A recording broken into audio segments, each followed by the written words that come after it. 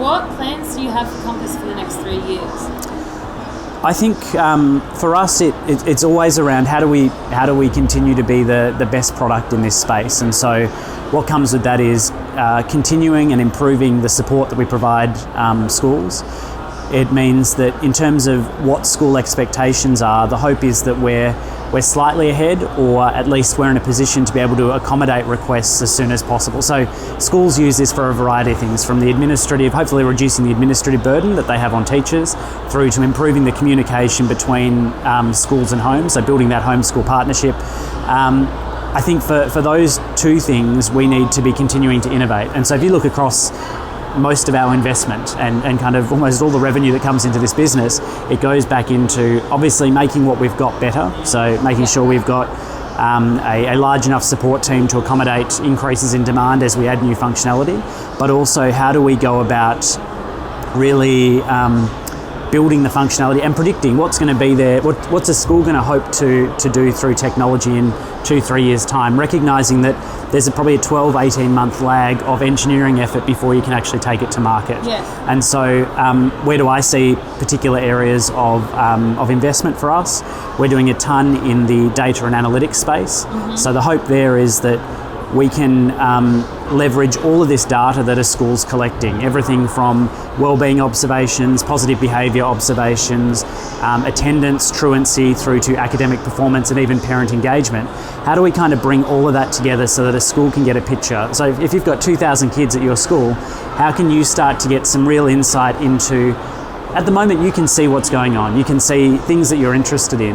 How do we start to use data and learnings that we've got? And I think AI is a bit of a cheesy term for this. I don't think it's AI. I think this is how do you use data to identify learnings that can hopefully help teachers. So how do we create an intervention recommendation for a student where we've identified a pattern of absence from school, maybe a decline in academic performance, and maybe coupled with some behavioural observations, whereby we can go and say, previous data we've got would indicate that there may be a need for intervention here. And what's the overarching hope?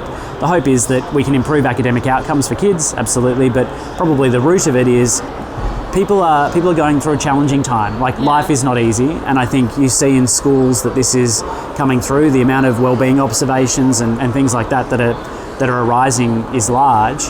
How do we hopefully predict or identify that someone might be on a bad course so that we can suggest to a school that they can intervene? We're obviously never going to be the ones that intervene. We don't have that expertise, but if we can use data to say, here's a kid that a conversation or a chat might be a really good thing. So that's the hope on the analytics piece. And then I think there is certainly a need for us to deliver more content in an interactive fashion. So how do we do that? Whether that's people pivoting and doing more from home, whether that's supporting different methods of kind of curriculum display, so how do I display curriculum in the classroom, and then all the way through to how do we actually bring in efficiencies for school operations. So the work we've been doing with Deakin Uni in terms of building a really complex engine to sit behind and do scheduling, so the Griddle piece of work has probably been about a 2-year investment for us that I think will also speak towards what we'll push for the next few years. Absolutely. And like the AI piece, or not AI piece, is like something that could really change someone's life. I think that's the whole piece. Like, why do we go to work each day? And it's that we're in an awesome space. We get to live off the back of a profession that's amazing. Like, who do you know that's a teacher that goes and says, I'm becoming a teacher because I want to climb the corporate kind of ladder. I want to kind of get into these fighting situations. No teacher does that. People who teach because they love kids, or they love the impact that education has on building a community and improving a community. And so while we're not educators, I think we get to latch on to a fantastic area. And I think as a business, we don't do anything bad.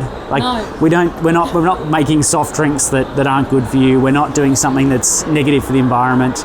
I think we operate in a space where hopefully everything we do is good. I mean, you'll find, no doubt, there'll be teachers where we make a mistake in the code and they don't think what we do is good. But I think that the overarching hope is that what we deliver helps schools, helps teachers, helps students, and hopefully helps communities by kind of supporting a space or a sector that we're super passionate about.